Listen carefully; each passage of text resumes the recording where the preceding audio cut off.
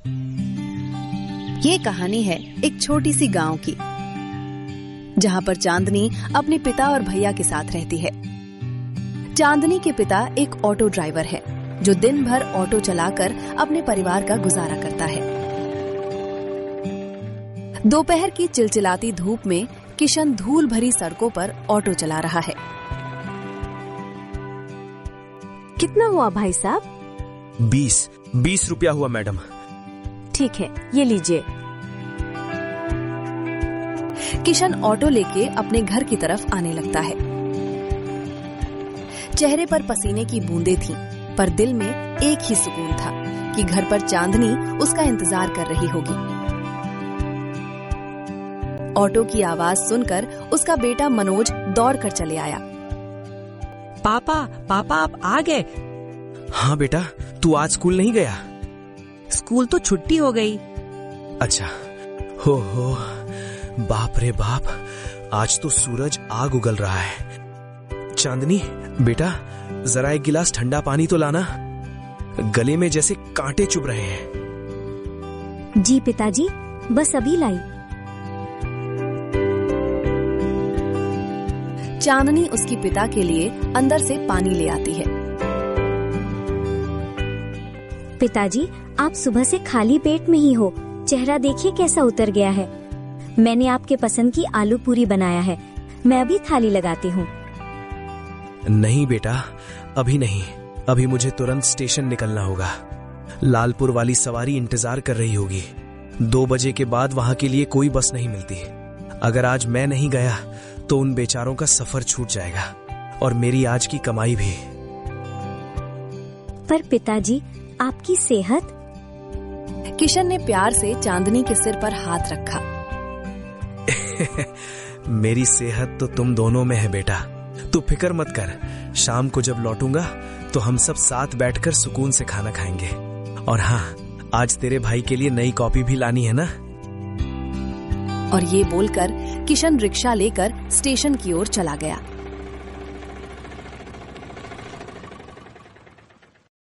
ऐसे ही रोज किशन सुबह निकलता है और शाम को अपने ऑटो लेकर घर आता है। लेकिन एक दिन एक सड़क दुर्घटना में चांदनी की पिता का मृत्यु हो जाता है, जिस वजह से घर की सारी जिम्मेदारी चांदनी के कंधे पर आ गई और अब तो दोनों भाई बहन बेसहारा हो गए। थोड़े दिन तक घर में रखे पैसों से काम चलता रहा, लेकिन अब ना ही उनके पास पैसे हैं और ना ही कोई रिश्तेदार। सभी ने उनका संग छोड़ दिया। चांदनी सोच सोचकर भावुक हो गई। हे भगवान, अब मैं क्या करूं? घर का खर्चा अब कैसे चलेगी? सबसे मदद मांगकर देख चुकी हूँ, सब बहाना बना देते हैं और कोई भी हमारी बात को नहीं सुनता। चांदनी का भाई मनोज भी वही बैठा था। वो भी बहुत उदास था। वो दीदी से बोला, अभी हम क्या करेंगे? हमारे घर में तो कुछ भी नहीं है। अभी हम क्या खाएंगे? और मेरा स्कूल का फीस भी कहाँ से आएगा? अब हमारा क्या होगा? अपनी भाई की बात सुनकर चांदनी को बहुत बुरी लगी, लेकिन वो करेगी ही क्या?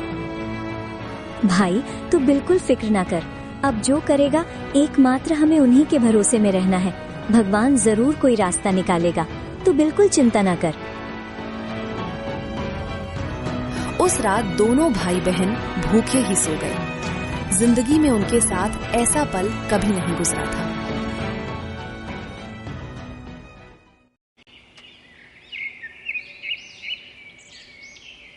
अगले दिन चांदनी काम ढूंढने के लिए निकली। उसे कहीं भी कोई काम नहीं मिला। कुछ देर बाद वो एक रेस्टोरेंट पर पहुंची, जिसे मिसेस मनी चलाती थी। चांदनी के फटे कपड़े और उसे ऐसी हालत में देखकर होटलों में आए सभी लोग हंसने लगते हैं। पिंकी भी हंसने लगती है, जो मिसेस मनी के कर्मचारी हैं। हाँ, ये तो गवार है, पता नहीं कहाँ कहाँ से आ जाती है। यहाँ गरीब लोगों का अलाउड नहीं है, चलो जाओ यहाँ से। चांदनी को बहुत बुरा लगा और वो वहां से जाने लगती है। तभी मिसेस मणि आ जाती है, जो रेस्टोरेंट की मालकिन है। चांदनी को ऐसी उदास देखकर उन्हें दया आई और वो बोली, अरे क्या बात है, तुम यहाँ किस लिए आई थी? मैम वो ना मुझे काम चाहिए थी। आपके यहाँ कोई काम मिल जाती तो अच्छी होती और मेरे भाई को भूखा नहीं रहनी पड़ती।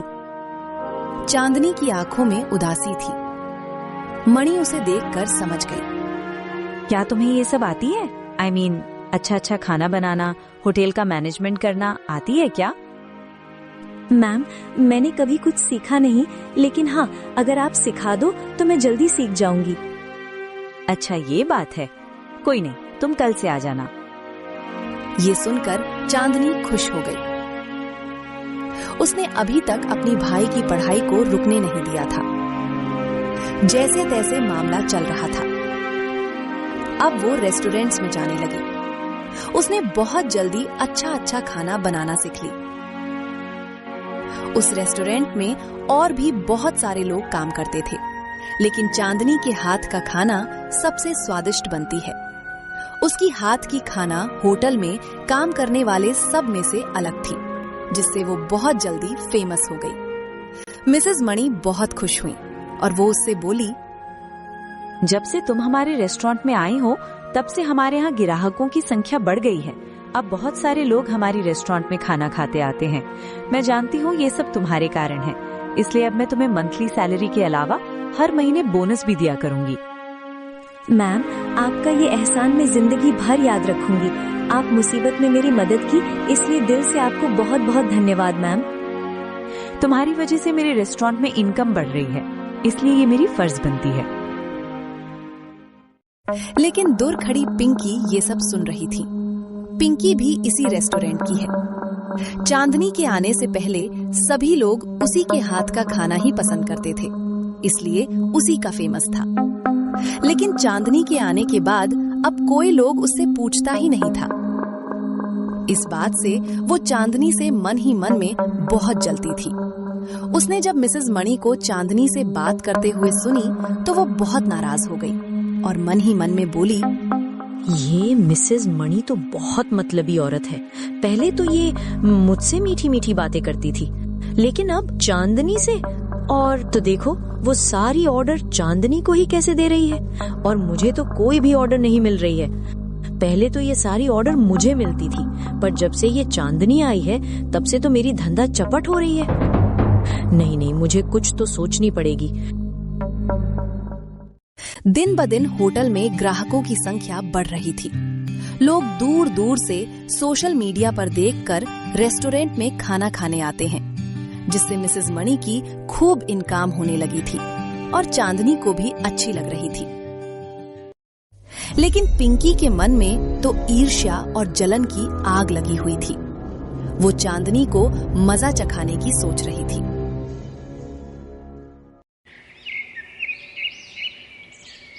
एक दिन चांदनी अपने रेस्टोरेंट में पूरी तल्लीनता से टुडे स्पेशल डिश तैयार कर रही थी।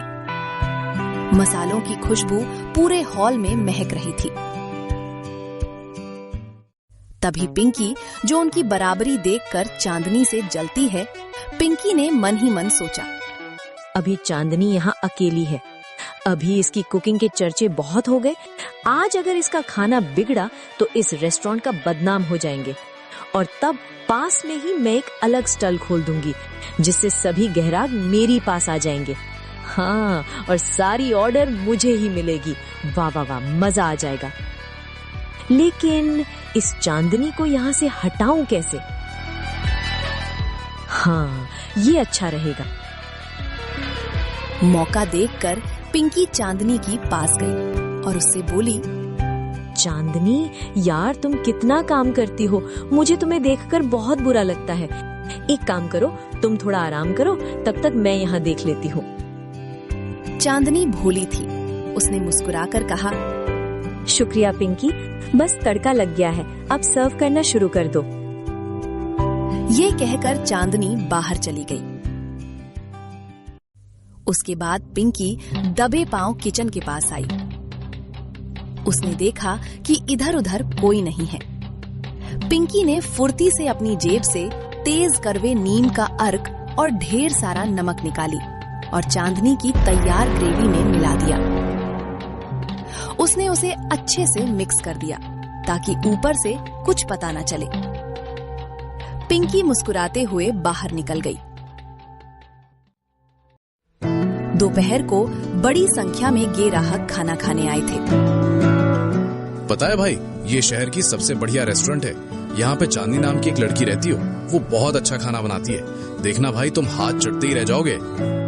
सच में? तो भाई मजा आ जाएगा। मैं तो इस रेस्टोरेंट पे पहली बार आ रहा हूँ। लेकिन दूर खड़ी पिंकी ये सब देख रही थी। पिंकी मन ही मन बुदबुदाने लगी। हाँ हाँ, मजा तो आएगा, बहुत मजा आएगा। अभी तो होगा असली खेल, अब मचेगी मेरी धूम। चांदनी का जादू तो आज खत्म हो गया और अब शुरू होगा मेरे हाथ का जादू। उसकी ही पास में अपना स्टॉल खोल के खूब पैसे कमाऊंगे। बेचारी मणि क्या करेगी? अब मैं इसे दिखाऊंगा असली खेल। तभी चांदनी आकर सभी को खाना परोसती है। जैसे ही ग्राहक मुंह में खाना रखा, रेस्टोरेंट का माहौल बदल गया। अरे ये कैसा खाना है? खाने में इतना नमक और स्वाद क्यों नहीं है? ये कोई खाना है? हाँ, ये क्या बनाया है? एक नंबर की घटिया खाना बनी है। इसमें इतना कड़वापन क्यों है? अरे चलो भाई चलो, अपने पैसे वापस ले लो। हम यहाँ और एक पल नहीं रुकेंगे। इतना शोर और चिल्लाने की आवाज सुनकर मणि दौड़ी आई। तुम्हारी एक लापरवाही से आज हमारे रेस्टोरेंट का नाम खराब हो गया। कहीं तुम्हारा दिमाग तो खराब नहीं हुआ? खाने में कोई इतना नमक मिलाता है? और ये नीम, ये क्यों मिलाई? तुम्हें अपने पर बहुत घमंड है। तुम इस रेस्टोरेंट का बदनाम करना चाहती हो क्या? गेट आउट, तुम अभी के अभी यहाँ से निकल जाओ। चांदनी जाने लगती है। उसकी आंखों में आंसू थे। वो समझ नहीं पा रही थी कि जिस खाने को उसने इतनी मेहनत से बनाई वो कैसे खराब हो गई। चांदनी के हाथ की खाना खाने आए सभी ग्राहक उठकर जाने लगते हैं। अरे चलो भाई चलो, अपने पैसे वापस ले लो और चलो। हम यहाँ और एक पल नहीं रुकेंगे। ये देखकर मणि उनसे कहती है, देखिए जो हुआ उसके लिए मैं आपको सॉरी कहती हूँ। आप लोग बस 5 मिनट रुकिए, हम आपको स्वादिष्ट खाना बनाकर अभी दे देते हैं। बस और 5 मिनट रुक जाएं। लेकिन ग्राहक उसकी एक भी बात नहीं सुना और पैसे लेकर वहां से चले जाते हैं। पिंकी जो बाहर खड़ी ये तमाशा देख रही थी।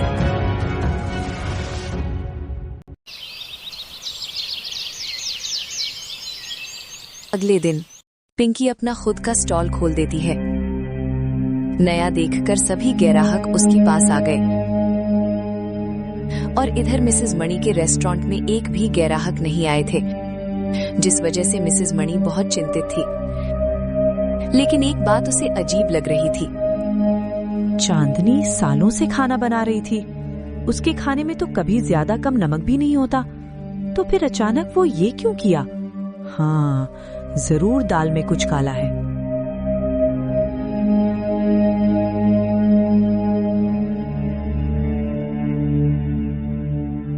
ओ, तो ये है असली वजह।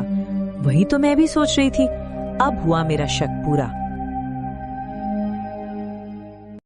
अगली दिन दोपहर के वक्त थी। पिंकी अपने स्टॉल में थी। वो ग्राहकों से चांदनी की बुराई कर रही थी। तभी मालकिन पुलिस और चांदनी के साथ वहां पहुंची। रुको पिंकी, बहुत स्वाद परोस रही हो ना तुम। जरा ये बताओ, ये कड़वाहट खाने में थी या तुम्हारे दिल में? आप ये क्या कह रही हैं? मैं ऐसा क्यों करूंगी? झूठ मत बोलो। और ये रहा तुम्हारा झुमका जो तुमने कल चांदनी के खाने में कड़वा मिलाते वक्त गिराया था। सारे ग्राहक ये सुनकर चौंक गए। जो लोग पिंकी का खाना खा रहे थे वे लोग उठ गए। छी जी, जो औरत अपनी सहेली को बर्बाद करने के लिए किसी के खाने में कुछ भी मिला सकती है, वो हमें क्या खिलाएगी? इंस्पेक्टर साहब, इसे अभी के अभी जेल ले जाइए। हाँ बिल्कुल, देखो, दूसरों के खाने में मिलावट करना और किसी की साख खराब करने की साजिश रचना एक जुर्म है। चलो थाने। नहीं इंस्पेक्टर साहब, मैंने कुछ नहीं की। पुलिस ने पिंकी की बात का कोई जवाब नहीं दिया और सीधा जेल लेके चला गया। पिंकी का सारा घमंड मिट्टी में मिल गया और उसके स्टॉल को नगर निगम ने जब्त कर लिया।